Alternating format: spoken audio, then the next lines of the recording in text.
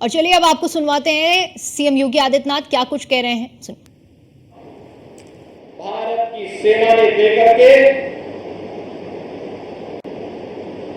पाकिस्तान को चारों खाने चित्त करके दुनिया के सामने न केवल बेनकाब किया बल्कि आज ही के दिन 1999 में कारगिल विजय की घोषणा करके भारतीय सेना के शौर्य और पराक्रम का लोहा पूरी दुनिया के अंदर एक बार फिर से मनवाया।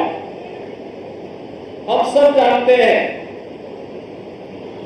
कि भारत दुनिया के अंदर एक शांतिपूर्ण देश है, लोकतांत्रिक मूल्यों और आदर्शों पर विश्वास करता है। जब एक देश धन धान्य में, बल और बुद्धि में दुनिया के अंदर सर्वश्रेष्ठ स्थान रखता था, तब भी भारत ने कभी किसी भी देश पर जबरन कब्जा नहीं किया। लेकिन जब भी किसी दुश्मन ने भारत की सीमाओं का अतिक्रमण करते हुए भारत पर जबरन करने का प्रयास किया, तो भारत के बहादुर जवानों ने उसका मुंहतोड़ जवाब देने में कोई कोर कसर भी नहीं छोड़ी। आजादी के बाद हुए लगातार उन युद्धों में भारत ने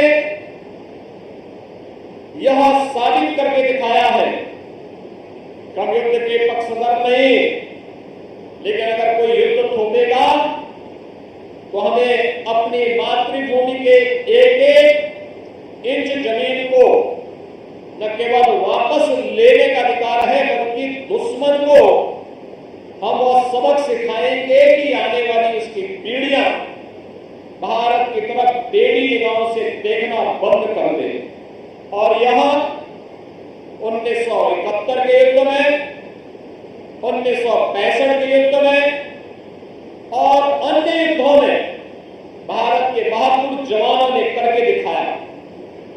कारगिल सामरिक दृष्टि से अत्यंत दुरूह क्षेत्र था, दुश्मन पहाड़ी के ऊपर था। भारत के जवान की जो एक जोड़ने वाली रेखा थी, उसी को मार्ग को उन्होंने अवरुद्ध करने का कुत्सित प्रयास दुश्मनों ने किया था।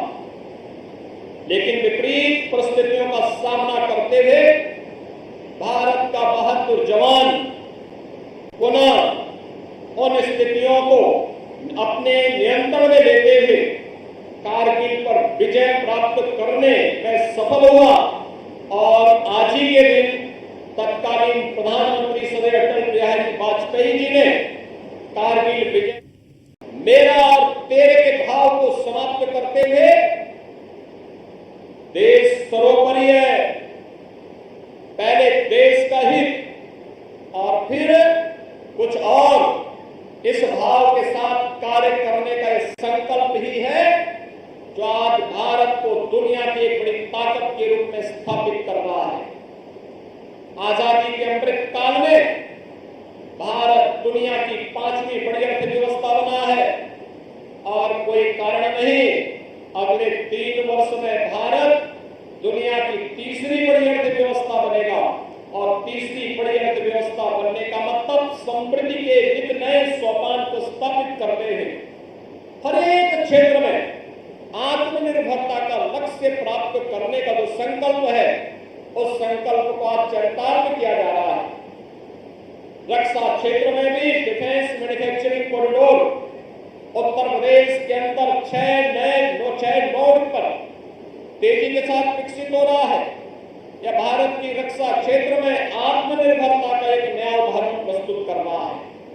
आज ये मेरे लिए गौरव की बात है कि नगर विकास और नगर निगम लखनऊ के द्वारा आयोजित आज के इस कारगिल विजय दिवस के अवसर पर मुझे सैनिकों को, पूर्व सैनिकों को, वीर परिवार के सदस्यों को सम्मानित करने का अवसर प्राप्त हुआ है।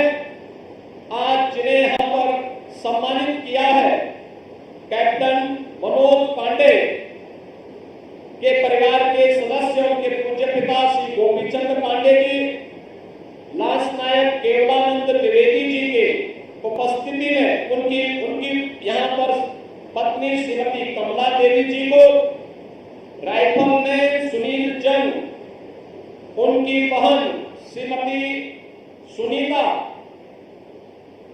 उनको आज यहाँ सम्मानित किया गया और मेजर रितेश शर्मा के पूज्य पिता श्री सत्य प्रकाश शर्मा जी को यहाँ पर आज सम्मानित करने का मुझे अवसर प्राप्त हुआ।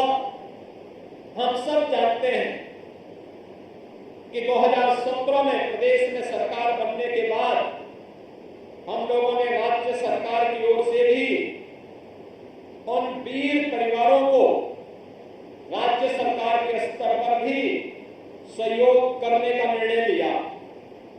यह सच है कि जिन लोगों ने अपना बलिदान मातृभूमि के लिए किया है उसकी कोई तुलना नहीं हो सकती। देश के लिए, मातृभूमि के लिए स्वयं का बलिदान सर्वोच्च त्याग है, लेकिन अगर हम भी उन परिवारों का संबल बनकर के खड़ा हो सके तो यह आने वाली पीढ़ी के लिए एक नई प्रेरणा खड़ी हो सकती है।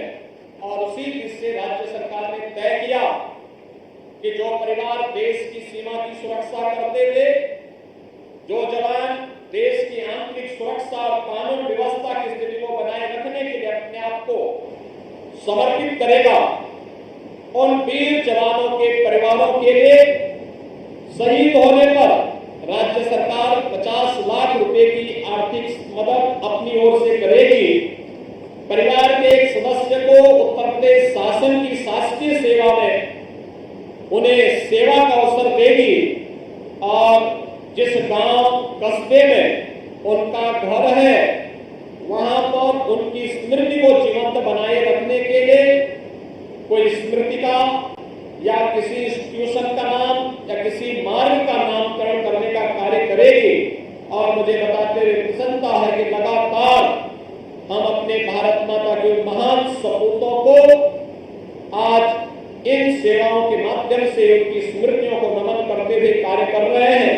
आज के इस अवसर पर एक बार फिर से मैं कारगिल विजय दिवस के अवसर पर आप सभी को हृदय से बधाई देता हूं, अपनी शुभकामनाएं देता हूं, वीर परिवारों का अभिनंदन करता हूं और आप सबको इस बात के लिए आश्वस्त करता हूं कि राज्य सरकार आपके हितों के साथ पूरी तरह खड़ी है और सदैव आपके हितों के लिए जिस भी स्तर की सहयोग की आवश्यकता पड़ेगी हम सदैव आपके साथ कदम से कदम मिला करके चलेंगे।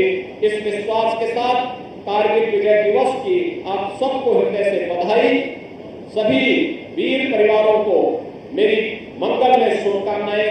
धन्यवाद। जय हिंद।